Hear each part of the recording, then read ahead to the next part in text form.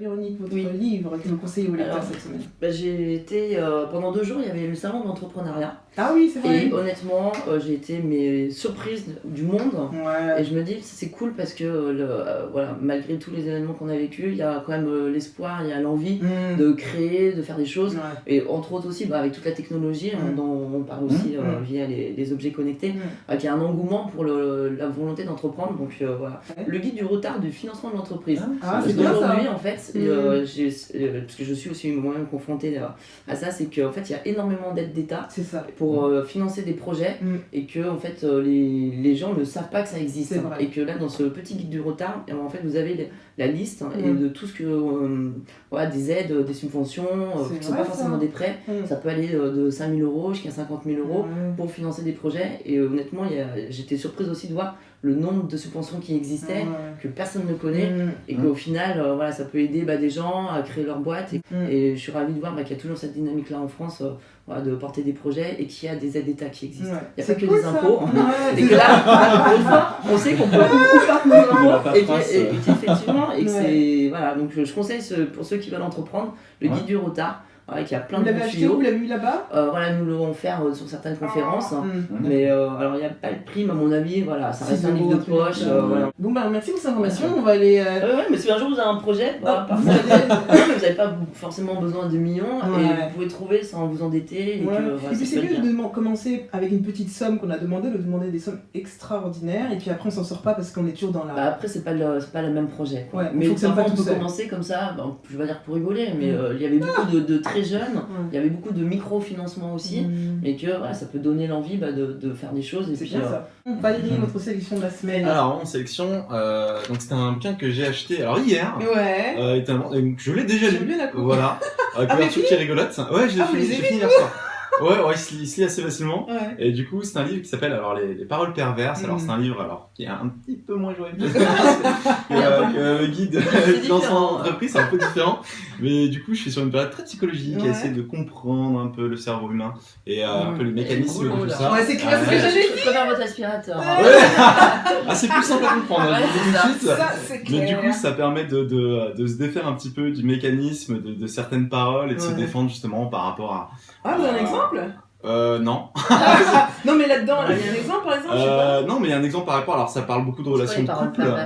Alors, des paroles perverses, ça va être en fin de compte de la manipulation. Et de la manipulation par rapport à un couple. Alors, c'est pas très joyeux, mais justement, l'avantage et l'intérêt de ce livre-là, c'est que ça donne vraiment envie. C'est tout le temps de ta faute. Voilà, par exemple. T'as encore fait ça. Exactement. Ou par exemple, vous allez, alors je sais pas, je donne un exemple très concret, vous allez avoir un doute sur quelqu'un, sur votre compagnon qui va vous tromper. Vous en êtes quasiment sûr et vous dire, mais non, c'est dans ta tête. Et en fin de compte, c'est réussir à décrypter, décoder ces phrases et ces mots. Et du coup, c'est vraiment une aide pour les couples. C'est cool, ça. Les couples qui s'engueulent tout le temps. Enfin, il y a des gens, moi je connais des couples aujourd'hui qui. Tout le temps ils s'engueulent. Ils oublient qu'il y a des gens autour. Mais oui, limite, mais du coup, en fin de compte, c'est leur mécanisme. Ils fonctionnent comme ça. Et tout le monde dit, c'est normal, eux, ils fonctionnent comme ça, ils s'engueulent tout le temps, mais ça marche. Mais du coup, on peut se libérer de ça. Et c'est un livre qui est vraiment intéressant, alors pour tout le monde. C'est clair. Même pour les. Voilà. Il devrait en faire un pour le bureau. Hein. Ouais. Justement, ça parle aussi parce que la relation cette pression, on peut l'avoir exactement ça. au bureau. Alors, c'est plus pour le couple aujourd'hui sur ce livre-là. Mais au bureau, le travail. Alors, oui, mais alors c'est aussi, et ce qui est très bien expliqué dans le livre, c'est que c'est aussi la seule arme. L'arme, c'est la parole. Et du coup, il y a les gestes aussi, le verbal. Ouais, mais mais c'est la les mots première sont- arme. les mots Sans sont la très parole, forts, hein. sans la parole, vous n'avez pas d'arme. Ouais, c'est vrai. Et donc, tout vient des mots. J'ai une bonne gauche, une bonne droite. Ouais. Oui, j'ai vu que vous avez fait la boxe tout à l'heure. Mais non, mais aussi, c'est le silence.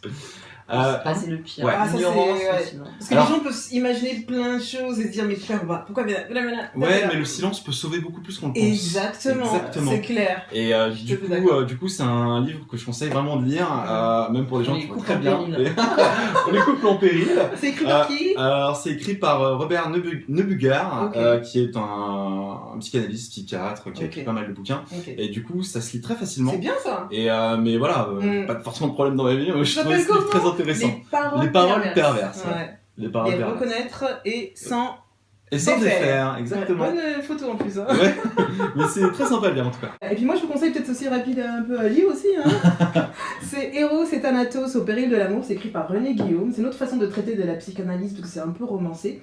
Et cette relation patient, médecin, famille, etc.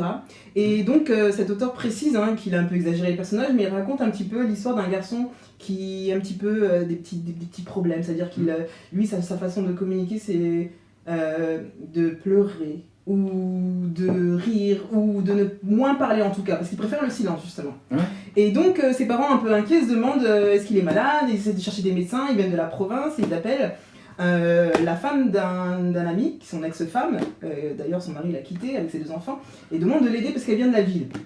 Et donc du coup cette femme qui est en train de se faire virer de son appartement parce qu'il va être racheté et elle a pas de boulot, en plus sa soeur qui vit avec elle qui a pas non plus de boulot parce que c'est une artiste, sympa hein. Personne qui a du boulot.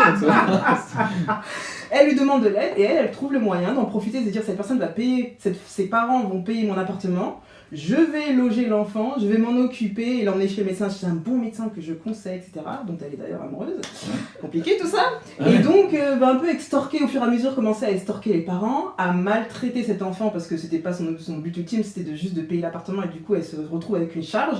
Et on trouve cette histoire de médecin qui se base sur des théories très anciennes en disant l'œil de Deep, et commence à maîtriser les parents et du coup l'enfant s'en occupe même plus et il commence à le dénigrer, l'enfant du coup il parle carrément même plus et en même temps il y a une relation entre les deux, cette femme qui est supposée aider l'enfant et du coup ils s'en occupent même plus parce qu'ils sont tous les deux dans cet échange de draguerie et puis il y a les parents qui se basent sur un médecin soi-disant qui sait tout, le merveilleux médecin Koro Kanski.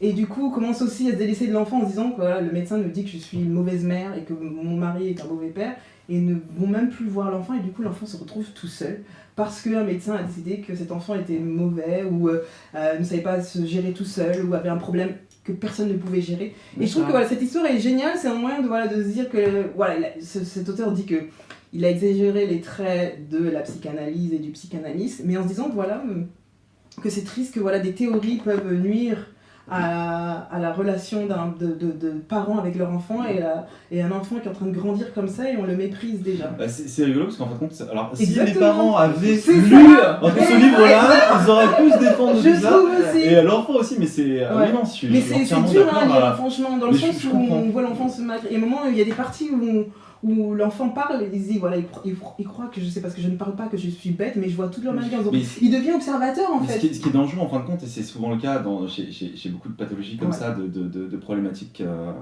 liées, c'est souvent lié à l'enfance. Et du coup, c'est un enfant qui malheureusement dans son futur reproduira peut-être la même chose aussi autour de lui. Ou voilà. Il va rester très centré sur lui-même. Voilà, parce que les s'autodétruire. Voilà, exactement. Alors heureusement, il y a et c'est ce qui est rigolo, c'est ce qui est expliqué aussi dans Les Paroles perverses, c'est que il y a des psychanalystes, il y a des psychiatres, il y a des psychologues, des fois qui sont tout simplement mauvais et qui disent toi ce que t'as c'est ça. Et du coup en fin de compte, ça aide pas du tout les gens. C'est pour ça qu'il faut souvent ça met des étiquettes. Voilà, quand souvent les gens voir qui deviennent plusieurs. c'est que déjà ils ont une faille quelque part. Je pense pas. Je pense pas.